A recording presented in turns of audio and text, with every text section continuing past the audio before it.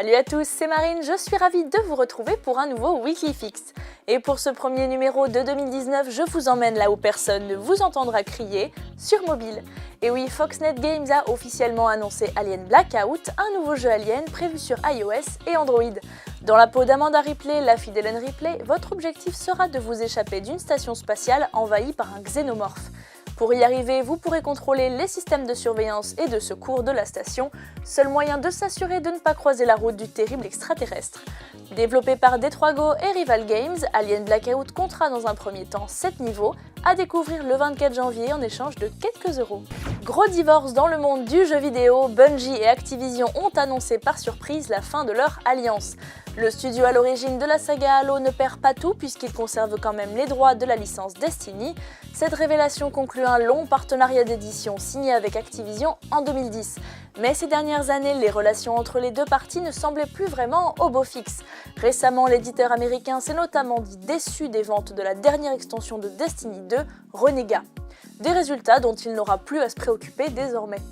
Quelle est la suite pour Bungie? Le communiqué de presse ne précise pas si le studio va retrouver un statut d'indépendant ou s'il s'est déjà mis à la recherche d'un nouveau partenaire. 5 années après sa sortie, on aurait pu penser que la PS4 se vendrait moins qu'à ses débuts, mais c'est pourtant tout le contraire. Sony affirme avoir vendu 18 millions de PS4 en 2018, dont 5,6 millions sur la période des fêtes.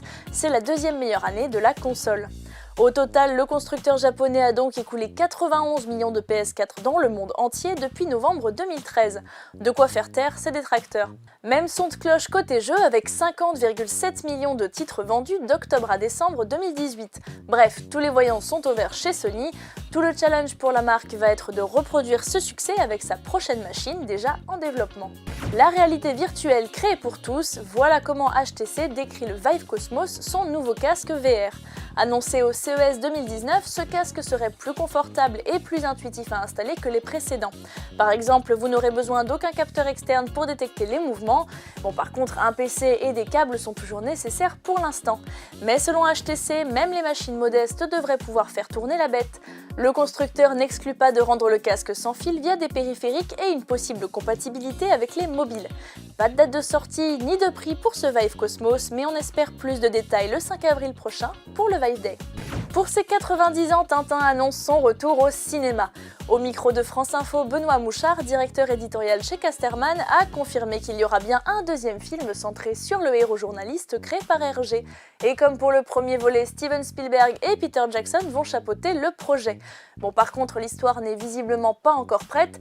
Les scénaristes hésiteraient encore entre mixer les histoires du Sceptre d'Autocar et l'affaire Tournesol, ou bien les albums cultes Objectif Lune et On a marché sur la Lune. On nous promet en tout cas une suite plus sombre, façon film d'espionnage. Reste à savoir quand ce second épisode sortira. Et voilà, ce Weekly Fix est déjà terminé, mais pas de panique, on se retrouve dès vendredi prochain. Salut!